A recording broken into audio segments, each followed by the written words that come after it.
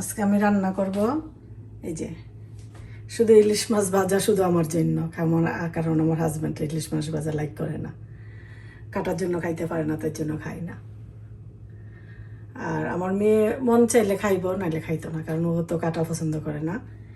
আর রৌ মাছের মাথা ভিজাইছি, এটা আমি রান্না করব লাউ দিয়ে, পাতি লাউ যে বলে, পাতি লাউটা দিয়ে রান্না করব। এটা ঘন্ট বলে, লাউয়ের ঘন্ট, মাছের মাথা দিয়ে রান্না করব। আর এই যে মলা মাছ রান্না করব টমেটো দিয়ে, কিন্তু এটার মধ্যে আজকে আমি পেঁয়াজ দেবো না, হাতে মাখাইয়া মেথি, তেলের মধ্যে মেথি সম্বাস দিয়া আমি রান্না করব। সাথে টমেটো, ধনিয়া পাতা, কাঁচামরিচ যাবে, আর মাছ ভাজি। আর এখানে মাছের মাথা, ছোটো মাছ রান্নাটা আমি রেডি করে নিলাম। একটা টমেটো দিছি, মলায়া মাছ, কাঁচামরিচ, হলুদ আর মরিচের গুঁড়া, লবণ। এটা আমি হাতে মাখাইয়া রান্না করব। হাতে মাখানো তরকারি কিন্তু অনেক টেস্ট।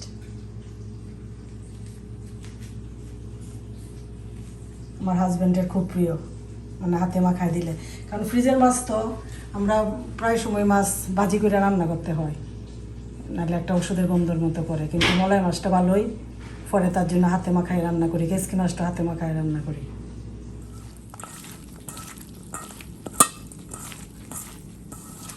আজকে শুধু মেথি দিয়ে রান্না করব। এই যে আমি তেলে কড়াইয়ে বসাই দিছি, কড়াই গরম হওয়ার পরে আমি মেথি দিয়ে দিছি অল্প একটু, আর আগুনটা একটু কমাই দিই।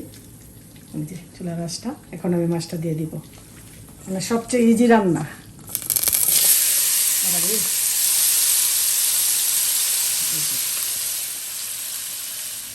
আমি মাছের মাথাটা ভাজি করে নিতেছি, লাউ দিয়া লাউ ঘন্ট রান্না করবো, পাতি লাউ দিয়ে। বেশি চিকন করতে মনে হয় পারছি না, যতটুকু সম্ভব হয় এতটুকুই করে নিচ্ছি। এই যে ওটা চিকন চিকন করে কাটতে নিচ্ছি, মানে না কোনো মশলা দেব না। এটা মাথাটা ভাজি করে নিতেছি, তো নামাইয়া লাউটা দিয়ে দিব, তারপরে অল্প হলুদ দিব, কাঁচামরিচ না, কিচ্ছু না। নামানোর আগে একটু ওই যে তার জন্য আদা ব্লেন্ডার করছি, অল্প একটু আদা দিব, আর একটু দুধ দিয়ে দিব।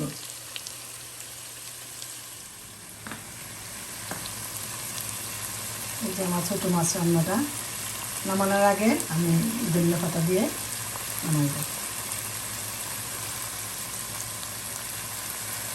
দেখতে তো সুন্দরই লাগতেছে। আজকে আমার রান্না দিয়ে আমার ভিডিওটা শেষ করবো।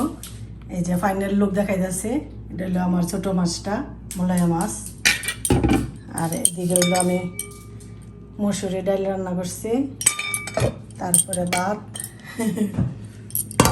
তারপরে হইলো আমার এই যে মাছের মাথা দিয়ে লাউ দিয়ে ঘন্ট, আর এই যে আমার ইলিশ মাছ ভাজি, সাথে কাঁচামরিচ, লেবু। এটা হইলো আমার রাত্রের খাবার। তাইলে আজকে আর ভিডিওটা বেশি বড় করি না।